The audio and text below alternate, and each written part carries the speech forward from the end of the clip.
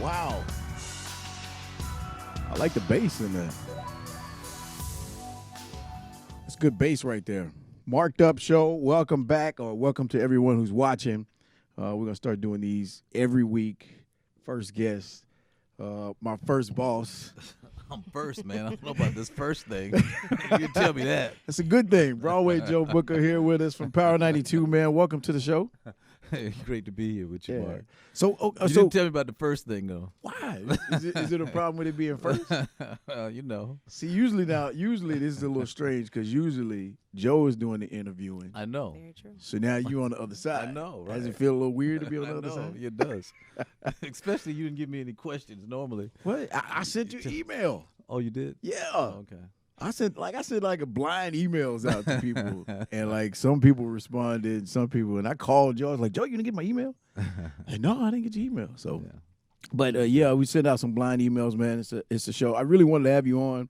I think that as far as positive influences in the community, I know I've seen it. I've been a part of it. I know you've done it, man. The energy to be able to do this for years for you has been phenomenal. And I kind of wanted to give you some props from the Mighty Vikings, because I remember, people don't know this, but I remember when I started radio. Joe may not admit this, but I remember when we started radio, we used to have to give $1 for the Mighty Vikings. We just all gave something for the Mighty Vikings. We didn't even know what it was at the time. But you've been doing the Mighty Vikings Little League football for a while. Yeah, it's been actually this is 39 years this year.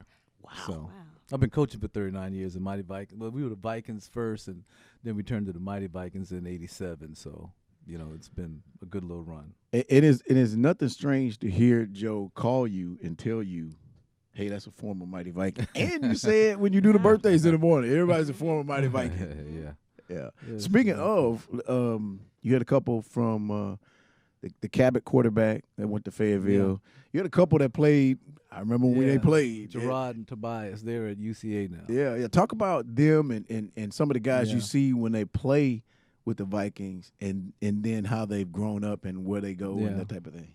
We just had a meeting with all of the Independent Youth Football League coaches, and it had nothing to do with football. It was all about mentoring, leadership, and role model. And I say that, when I first started, I wish that, we had someone that would bring speakers in to talk about the importance of being a good mentor and a role model and a good leader around your kids. Yeah. And so it's kind of shifted, and I always use a scenario Dr. Hill, when we used to do the Delta Classic for Literacy, he would say that, it's all about building these literacy outreach centers because people need to know how to read. Yeah. And you just can't say, hey, we're going to come out and be a part of it. So you had the football game there, and when people come to the game, you get an opportunity to tell them about it. So we have football, and you get an opportunity to mentor, be a good role model and a leader around our kids. And we talk about that because,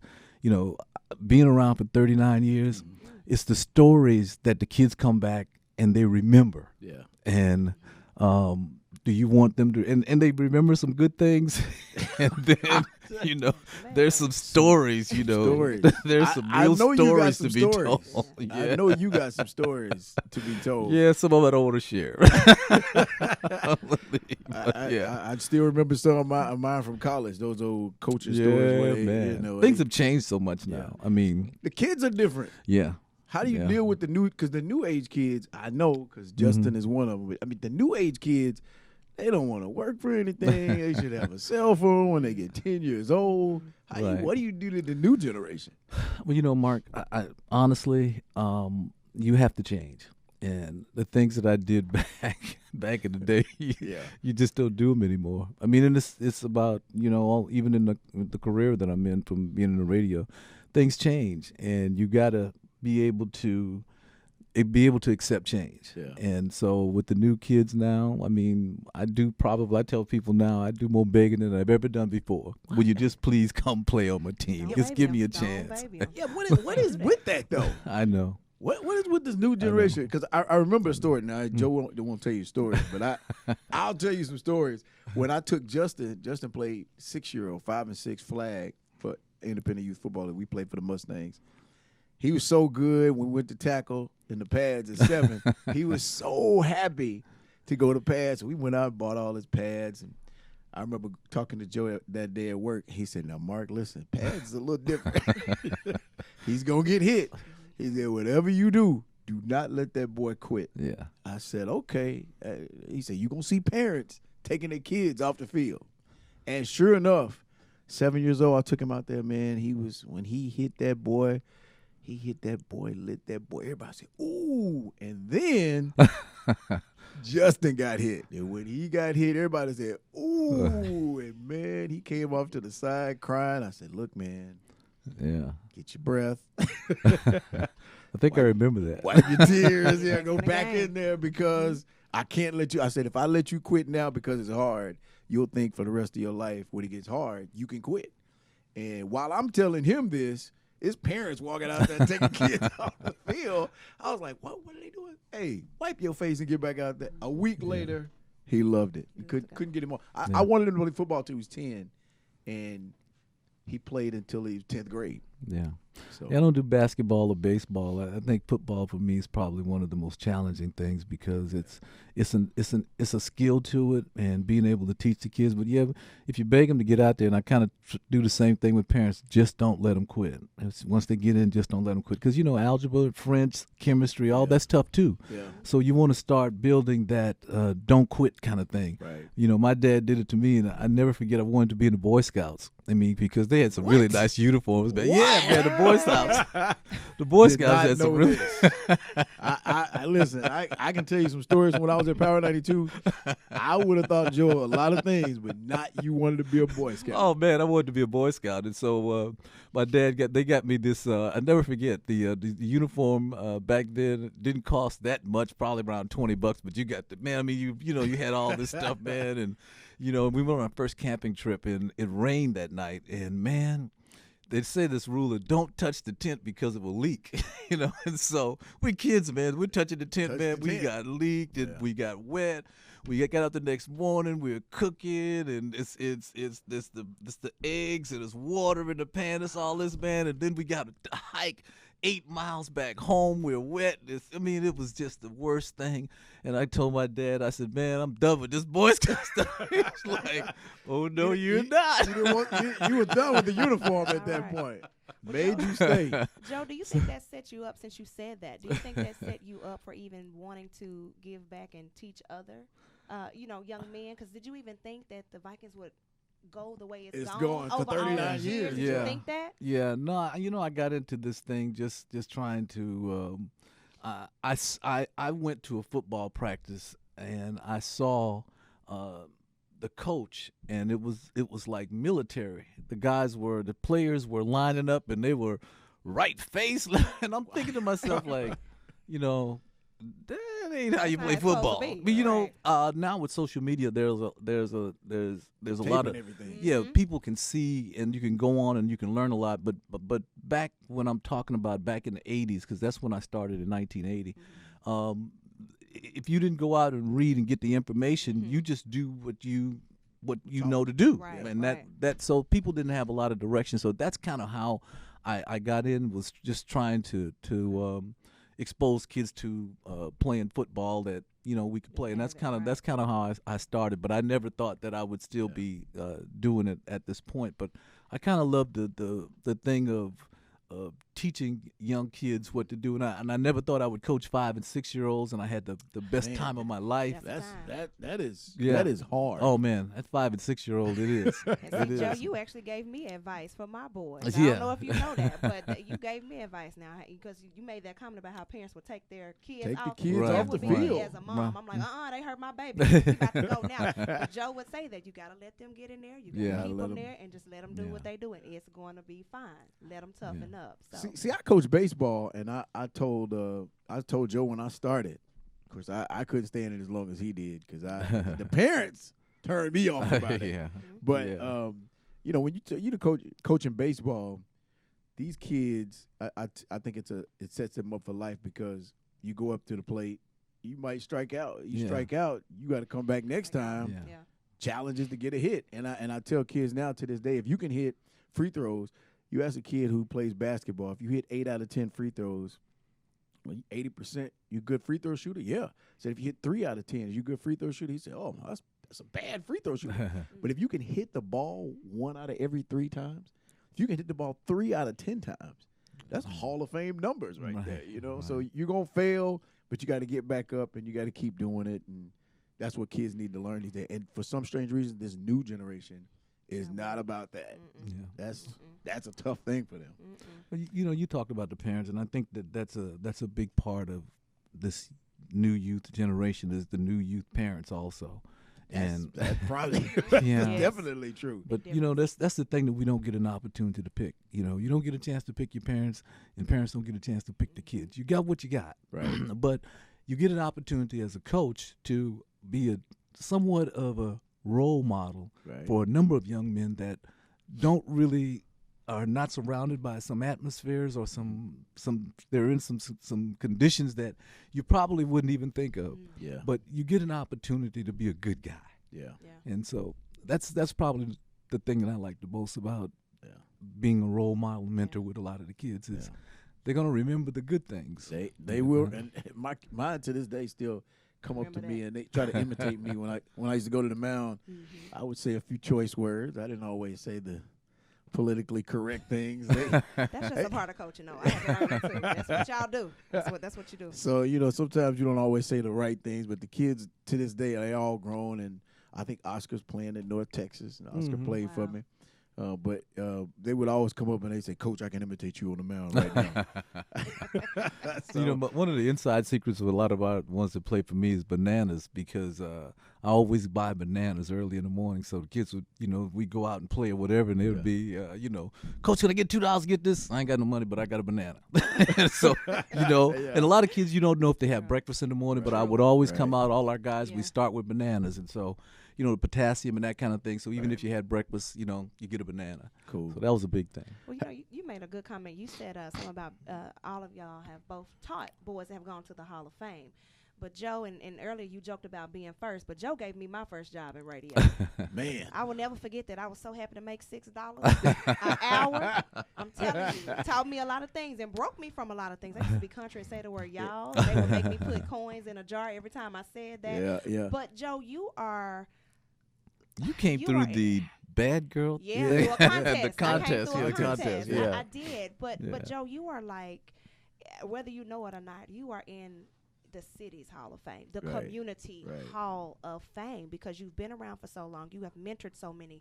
You've taught so many, whether it's radio, whether it's, you know, ball. But how does that make you feel now? Because you've done it for 39 years, and you've been in radio a long time. So how does that make you feel just to know that you have just mentored and been such a influential part of multiple people's lives? I mean, it's everybody. How does that feel? Because you took that charge. How does that make you feel? I really never think about, you know, what you're saying. It's kind of like I'm still doing stuff. So, you know, I haven't had really an opportunity to sit down and think about what you've really done. I mean, even with the both of you all, it's you know, someone dropped some knowledge on me at one time, and so it's kind of like you share. Hey, listen, and you talk about stories. Now, how I got my job in radio. Oh yeah, I tell. Gotta tell them the story how you did it, Mark. when people trying this story. When I got my job in radio, Joe would not. They wouldn't answer the phone, so I was calling. I remember the radio station used to be at the Plaza West building. I remember that. And right across, behind the mall, behind Park Plaza Mall. I would go to the bottom floor. It was a payphone down there, and I remember the number 663-0092. Okay. I call the front desk, and I'd say, "Is Broadway Joe there?" No. Okay. So 2-3 days went by. Finally, the third day, I said, "You know what? If he better be here," because I remember you had to get up early for toast and jam. You remember that? I remember Sunday nights hanging out. I was already hanging out to the wee hours of the morning, and I remember seeing when Joe came to work. So I knew there were times when he was at work. So this particular day, I called from downstairs. They said he wasn't there. I said, "You know what? I'm going up here." So I went upstairs. I said, "I'm gonna fill out an application, just in case." And so I was filling out an application. Never forget, receptionist's name was Cindy. And I was sitting there talking to her, and she picked up the phone, and somebody said something to her, and something about it made it seem like she was kind of like, So I said, man, I can't believe. I would start talking loud and myself while I'm feeling, man, I can't believe Joe's still not here. When is he going to be here? She said, what do you mean? I said, he just called me and told me he was here. And she said, well, who told you he wasn't here? See, she didn't know that I called when I was downstairs. So I said, is he in his office? She said, yeah. So I walked all around the building until I found Joe's office. Joe was on the phone. I think he was on the phone with Jackie in Memphis. And he was sitting back on his phone in his desk. I walked in. I sat down right in front of him, folded my arms. He was looking at me like, Don't say what I you? said. Yeah, who are you? Don't say. He said, don't say what he said. Right. Joe was He saying. gave you some football talk. But basically, he said, who are you? Uh-huh. It was a few choice words in there. And I said, don't worry about it. Just wait till you get off the phone. So let me call you back. He hung the phone up. He said, hey, man, who are you? Who are you? I said, look, I'm going to be the next DJ you hire. I'll be the best DJ you hire. I said, because I'm going to come in when people don't want to come in. I'm going to stay longer. I'm going to get in early. I'm going to do this. I'm going to do that. And he said, oh, really? I said, yeah. So then he dropped it. I mean, I was expecting him to say, okay, all right, we'll take you in. Let's do this. Joe said, okay, where's your tape? Gotta have those tapes. I said, my what? My what? He said, your tape. Your air check tape. And I said, it's in the car. I left it at home. He said, oh, so if I was prepared to give you a job right now. You weren't prepared. You weren't prepared. You weren't prepared. Yep. And I said, yeah. I said, but I can get that to you tomorrow. He said, but what if I want it right now? Well, you have to give me time to get home and go get it. I said, well, I'll tell you what, bring it tomorrow. So by then, everybody was looking and walking. And so I got up, walked out. I said, now, look, Joe, you took didn't a have lot. tape, did you? No, I didn't. Actually, what I did was I left the station, drove all the way to Arkadelphia because I was less than 6 months out of college. Wow. Drove all the way to Arkadelphia, put an air check together, recorded it, came all the way back that night, sat in my house with my tape.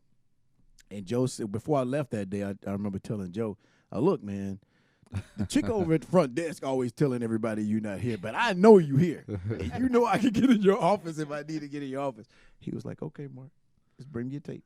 And we'll talk about We'll talk. And when I brought in my tape, I said, I'm going to call you every week until you give me a job. And I think I actually filled in for 3 weeks, Friday nights, right after Ross Levi and Reggae went off at 2 o'clock in the morning.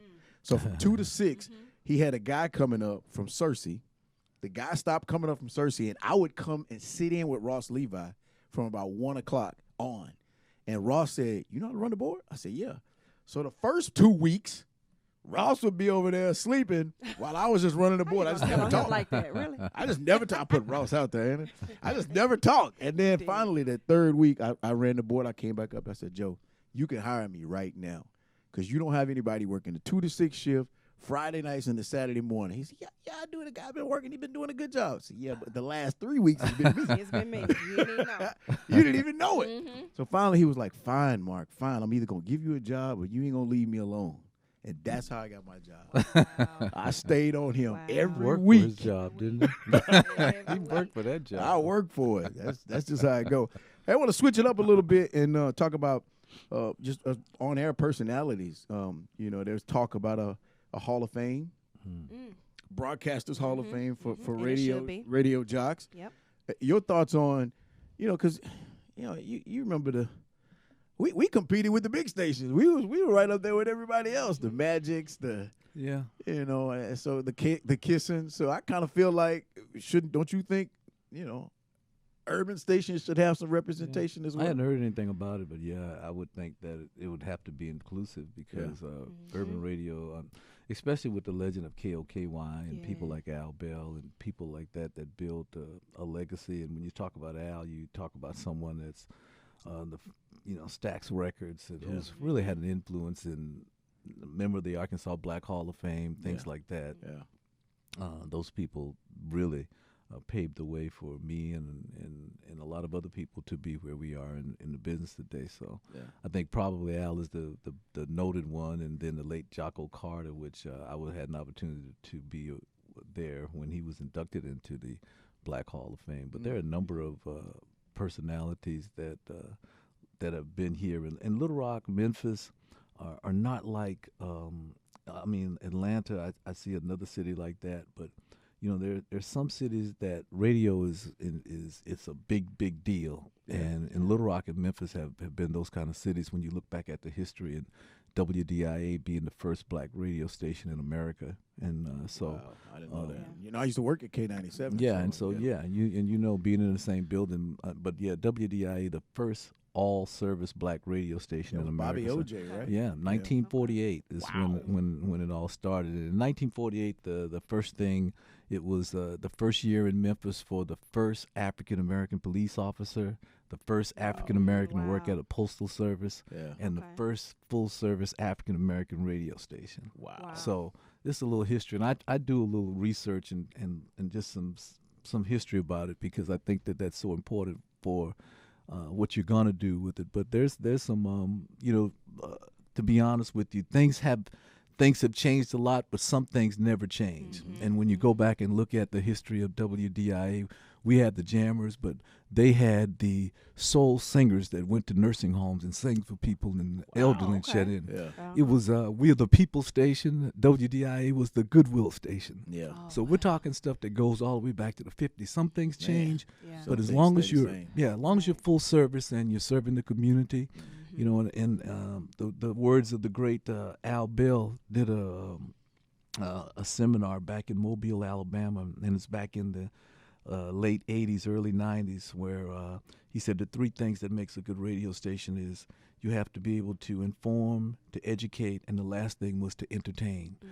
Because that information and people, the civil rights movement, radio was a big part of it. And people don't really know, when you start talking about the Montgomery boycott, there was the churches, there was the beauty and barbershops, and there were radio stations that gave code words to where you could find a ride to get to work. Wow. So it's always been, I say, the first social media, especially if you are giving information. Yeah. And that's the most important thing, is to inform and educate, and the community involvement. That's that Goodwill station, that's that people station, that's that thing of being a service thing. Power 92, our sisters of stations have really adopted the Watershed, because it's been the world's first social hospital. And so we make a commitment, because it's a way for us to give information, community things. Someone has a issue with their home, or fire, the lights off, things like that, water, gas. The Watershed has been a full service, and they call it the world's first social hospital because it handles so many different things. So it's been a great partner for us to be able to be a part of what they do, especially during the Christmas time. That's a special part. I think everybody's been a guest, right? Yeah, we still do that. And we still do that Yes, go over we do the every year. holiday. It used to be a mainstay, but And it still is. I mean, the governor kicks it off every year, and he comes out. That's how important it is. We give 12 hours a day for 3 days of radio time on all of our urban radio stations to the Watershed, because of the service that they do in our community. We couldn't do it, but it's great to have a partner that can make such a difference in our community. So, go ahead. I'm sorry. No, I was just going to tell them, you the most memorable moments. Well, I actually have a question, because, all right, Joe, so we kind of talked about music a little bit. We know things have changed, like a whole lot in music, Man, okay? and let me say this before you get that question out. When I worked at Power 92, hey. it was a different Broadway Joe. Yes. And it wasn't anything. When you look back now, he would say, back when he would say, "Who are you?" when he had the few choice words. Yes. Back then, it was just so normal. That's just how we were, and it wasn't a big deal. Now, like this new generation, I don't think they could have made it back then. Oh, no. They could have made it back then. No, you. we had All I can tougher. say, We had tougher skin. I even know listen now that. to some jocks, and I'm like, man, when I worked for Joe, Oh, we yeah. couldn't say that. Yeah, we We couldn't couldn't say talk that, like bro. that. Or either if you did do something wrong, you would see that red light pop up on Oh. that hotline. Oh, that hotline. You would think Joe ring. wasn't listening. Joe would call and be like, now look, I just heard you say that. You'd be like, okay, hold on, let me fix it. But you have I even remember just being in radio. You would break a lot of just albums first, give artists a chance that normally wouldn't get, that chance to have radio play and things like that. So I want to know, Joe, if you could name your very own double disc album, what would the name of it be? I just got to know. Double disc CD. album. Yeah, your CD, because you've been around a while, so you're going to come, with all those platinum hits. What would the name of your double disc album be? Because you think about, I just think about, all the contests and even Juneteenth concerts and all sorts of, We gave breaking away artists vehicles. coming. Yeah, vehicles. And, you helped a lot of artists, and they even come back to this day to Arkansas repeatedly because they got love first from Joe. So Joe, Next, I think Next was one of I them. think about Nappy Roots. Nappy Roots was just one of all them. kind of B2K. I still got B2K on my mind. It was immature. Immature. Juneteenth was All of just Juneteenth celebrations was Juneteenth. big. Yeah. I think Juneteenth gave all of us an opportunity to get close to artists that we would have never had an opportunity to get to meet. And I will never forget, that was when Young Jock, he didn't have a perm in his Yeah. head. That's when I met Young Jock because of Juneteenth. But Yeah. I think about that. You think about all of those albums and songs, and I was like, I wonder what Joe would name his very own double disc album. What would that be? That's a tough one because there's so much. I mean, before there was Juneteenth, there was Power Jam, and there was Spring, I don't know if you Bling, remember the time, we just lost Bushwickville, but the time he came to the stage and got to the stage and said, "You can't use no cuss words now." He said, "I don't know no clean versions. Let me show you the plug." Right. I still remember the Naughty by Nature phone call. I was sitting in Joe's office. Oh I remember yeah, that. They were coming for Yeah. Juneteenth, and Joe picked up the phone. Of course, he was Broadway Joe. Yes. If you've seen him in action, Yeah. Joe picked up the phone. Hello. They don't want to what? Mm-hmm. Okay, what time? Fine. Tell them don't come then. Click. Click. I was like, Joe, what happened? Naughty by Nature won a 5-star hotel. We don't have no 5-star hotels. Right here. Sure don't. 30 seconds later, the phone rings again. Hello. Uh-huh. Oh, now they want to come. Okay. I'm telling you, we don't have 5-star Five-star hotels. hotels. You'll take the That one was we a good get. concert, though. That was a good it was concert. downtown. I think didn't we have them at the? They were at the Peabody. Peabody, now. yeah, they they were were at the at best Excelsior. we had. It was Yeah, Excelsior. Excelsior. Yeah, I it was the remember best in that. town. The Yeah. best we had. We were no Yeah. 5-star. Joe was like, man, we don't have no There was 5-star. some- They don't want to come. Don't come. Mhm. Click. But we got a chance to meet too some really some really good artists. That's all I can say, and Trey a lot of them are Songz still kicked off around. here. Yeah. I See, remember I- Trey Songz kicked off here as well. Yo Gotti came every Juneteenth. Yes, he did. Yes, he Big did. artist now. Yeah. So it's a lot of I would leave somebody out if I said something, and it was just so much over the years.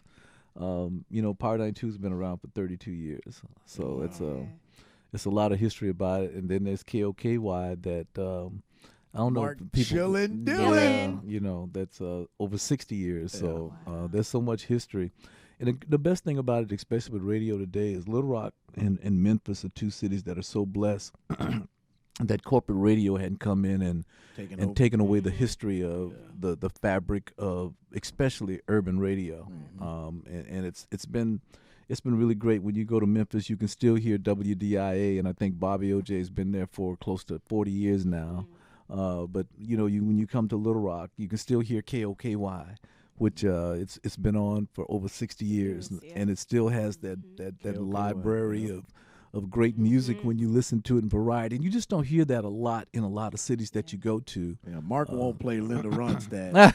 Blue Bayou for me, but hey. Mark is a walking encyclopedia when it comes He to is, man. the music and especially the history of the music. And if you've ever gone to his home, good luck in getting in because there's He still has VHS tapes. man, yeah. it's tapes everywhere. So I mean, if you were to hire a research company, they couldn't give you what he Mark has. Dillon has, and just the knowledge of the history of radio, because he just didn't work on urban radio stations. He worked some top 40 radio, and so he's kind of He did. yeah. In Virginia, I think. Yeah, well, he worked some top 40 radio here in Little Rock. Yeah, Mark's got Mark. that voice. Yeah, Oh, Mark. He swear I didn't have. I got him down when it comes to imitations. yeah. I got. I him remember down. those imitations. What, Joe? Okay, so what's the top 3 songs on your playlist? We want to know, what do you listen to? Are you listening to Yeah, YK Osiris. I don't know. Give you the word. I don't know. What do you got on your playlist, Joe? I never thought I would play the Old Town Road. Oh my You Oh, God! really? You gotta Okay. be kidding me! I never You thought I still would play play that it? song. I couldn't. They got a on his remix now. playlist. Okay. I couldn't do Okay. it. Yeah, I mean, I'm not. That's not one. I'm just saying. Something you never If thought you somebody listened walked to. into the office and said, "This record," I would have probably thrown it in the trash. Mhm. But what I'm saying now is Yeah. things have changed to where social media drives a lot of what we play on the air, and so I tell everybody, people come to, well, play my record. It's like, hey man, just put it on social media. Do people like it? I mean, if they, because that's what the record labels do now. Nobody is going out doing what they did back in the day, developing an artist and Yeah. no man, how many followers you got? How many- Much. You I have a mean, following, yeah, that's basically how it works. And so what happened with that song is, when country radio didn't want to play it, and he got the publicity from just that, and everybody, the Nobody curiosity. wanted to play that Well, song? no. It was on country radio, Okay. and what happened? It got into the top 40, and they thought, not the artists, the But charts. that's right. The charts Yeah. thought that this is a joke, and so they dropped it. Well, the publicity from that, Blew up. people started listening That's to right. it, Blew and up. so it came to urban. And let me tell you, the kids love it. Every Old time, Town every Road. word. The kids love it, and Billy so Ray Cyrus's career is reborn. yeah, Yes, it after is. that. but I mean, that's what it's come to now, and so you have to adjust and you make the changes and you do what you need to do. It's like you were talking about what the guys do and what they say on the air now. I mean, some of the things, it is what it is. I Yeah. mean, and if you, Where's the FCC? I mean, they've relaxed some laws to Yeah. where you can do and say things, and so we've changed with the times, and that's kind of what we do. But if you listen to it, to what we do, it's a little bit different, and it's a Yeah. different model, and that's what I mean by Little Rock and Memphis and certain markets that you can go in. There is no road plan for what we do, and at Power 92, it serves more than just our Nilson market areas, because when we look at, we're licensed to Pine Bluff, and so we serve the Pine Bluff, and we get all the way into Monticello and all the way into certain areas. So what we do is it's a lot of what we call day parting, and for the audience that we're trying to reach at that time. But the big thing now is just to try to make sure that people aren't turning the radio off. So you got to try to make sure that you're playing what they want to hear. Favorite story, I still remember being on the radio, and back then, everybody in the Power 92 jams. Oh yeah. I remember going off the air, I was doing a song, I played the song, and instead of saying Power 92 jams, this is Bushwick Bill, Power 92 jams, I just said on 92. Oh. So as soon as I hotline. said on 92, this That is back in the hotline day. call. As soon as I said on 92, all I saw was the hotline lit up. I said, man. And back then, Joe used to wouldn't give you the hotline. Nobody had the hotline. Hotline, Everybody got a that's right. hotline number now. Yeah, yeah. Jocks You didn't knew. even have a hotline number. So you know when it rang, When you saw that light, nobody you saw would that Joe. light, you knew. I remember going, gosh, what did I do? What did I do? I just let that ring for a second, then I picked it up. I said, yeah, Joe. He said, Mark. Real calm at first. That's when you Real knew you had calm. messed up. It's real Yeah, calm at real first. calm at first. Mark, what station is this? Yes. I said, it's Power 92, Joe. What you talking about? Well, Mark, if it's Power 92, Why didn't you say that? why didn't you say Power 92? Of course, now there's always some mixed choice words in thrown in there back then. And it was a little bit higher tempo. Like, why are you not there? But Mark, I got you. Got Mark. you, Joe. Mark, KB, this is the truth. This is the truth. Mark says that about me, but tell him what happened when you went to Memphis. Uh-oh. Tell him what happened when you were at Yeah, K97. you do. Mark, this is what the story Mark told me. He said, man, it's like I sat in a chair and they said, click, click, click, click. Yeah. I couldn't touch it. They tell you, they told me at K97, I was like, what? You mean I got to say? They said, you can't go on the air unless you say this, this, and this. Oh, wow. And I remember going, dude. So Freedom gone. Can I can't play talk this about part? the Right, radio. Can can I I do play this? this? Can I do Nope. this? Can You I can't do that? Nope. You could. You did exactly what they told you to do Uh-huh. at K97. He And appreciated it. I Joe. remember He going, appreciated what it. in the He didn't world? think about it. Like, I can't do this. Uh-huh. And then one day I got so excited about playing 3-6 Mafia and the Hot Boys. They had a collab.